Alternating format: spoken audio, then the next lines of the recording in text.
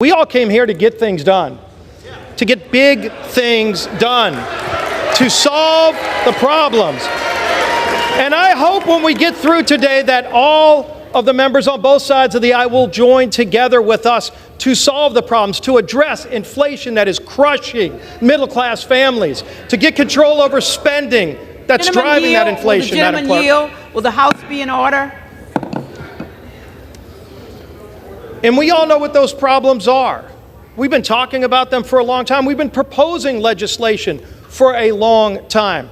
In fact, it was Kevin McCarthy who put together task forces over a year ago to get members engaged in the process of not just talking about what we don't like, not just talking about what the problems are. We know what those problems are. But how do you fix those problems? And so we started rolling those bills out. We've attempted to bring bills on this floor to address inflation, to lower the cost of goods when families go to the grocery store and they can't even buy all the food they need for their families if they can find that food on their shelf. But those bills were rejected. If a family has trouble putting gas in the tank to make it to the grocery store, because we've got such horrible energy policies under what President Biden's done to shut down American energy that families can't even afford to put gas in their tanks. And so we brought legislation to the floor to lower the cost of gasoline. And you know what? Those bills were rejected by the previous majority. And I use that term for a reason, previous majority, because we want a majority talking about fixing those problems. But we can't start fixing those problems until we elect Kevin McCarthy as our next speaker. And so what have we laid out? We've got bills just this week to start addressing some of those problems, to start addressing our energy insecurity that's been created when President Biden shut down American energy. There is absolutely no reason that we need to rely on foreign countries to produce our energy. We could produce it all here, cleaner, better, more efficient, and create American jobs in the process. Let's get those bills. Wow, friends, I have good news to share with you this evening. So a big day is coming for millions of Americans. A group of lawmakers have said they want to pass monthly checks, and low-income households may qualify for automatic deposits of thousands of dollars from our federal government. Friends, please make sure that you watch until the end of this video for all the details. Also, to say thank you so much for being part of this community. I'm giving away 3 $75 Walmart gift cards this Friday. Please enter the giveaway by clicking and liking several of my videos, and then comment below the keyword of each video that you watch. Friends, the more videos that you comment on, the more likely your chances of winning these giveaways. A group of Democratic lawmakers and progressive advocates are pushing hard to restore at least part of the enhanced child tax credit that stabilized millions of American families' finances in 2021. The expanded child tax credit was a Biden administration program that provided parents with up to $300 to $350 in additional monthly income and lifted almost 4 million children out of poverty. So despite the program's resounding success and bipartisan support, it ended in part due to partisan politics at the end of last year, leaving millions of families to struggle beneath a floundering economy and budget-breaking inflation. But recently, there have been discussions that lawmakers in Congress could come to an agreement and could enact once again new expansions to the program. This would matter a great deal because as soon as the expansion expired, as many as 3.7 million children fell back into poverty.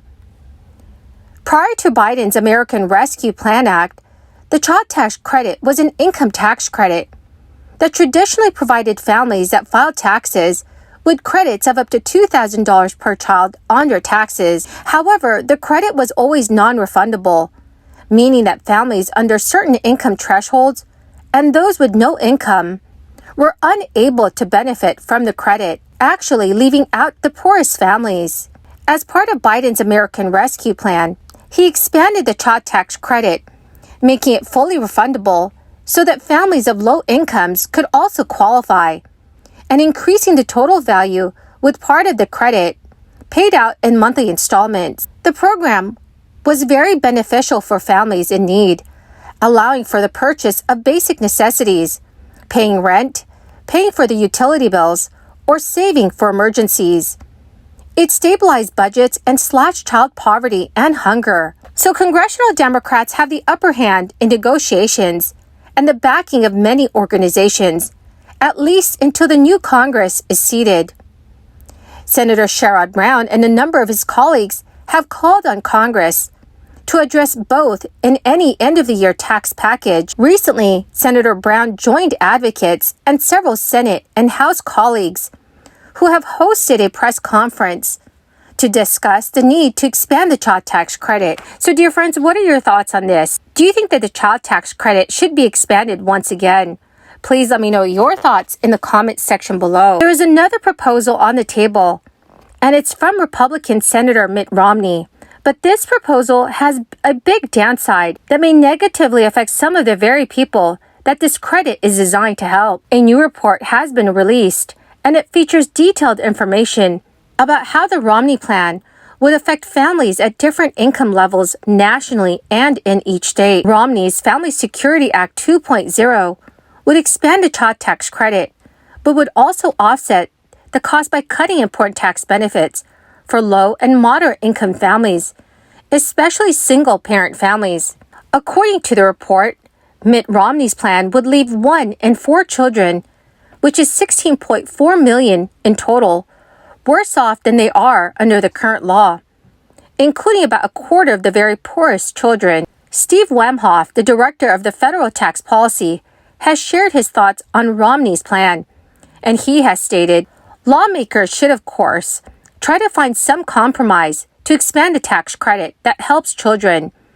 But it is difficult to understand why this should involve making millions of children, including low-income children, worse off than they are now. The Romney plan is also worse for single parents, mostly because it eliminates a more generous head of household's tax filing status, which is used by most single parents, and also cuts the earned income tax credit in ways that affect single parents. The head of household elimination would disproportionately affect single mothers, since 70% of the people who file taxes this way are usually women.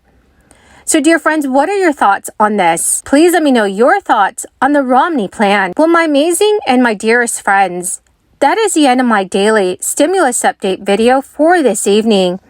My good friends, thank you so very, very much for being part of this community. And this coming Friday, I will be announcing 3 winners for a $75 Walmart gift card.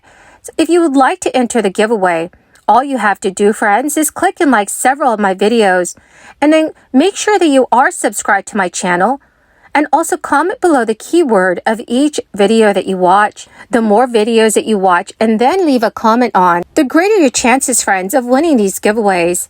Thank you and have a wonderful and blessed day.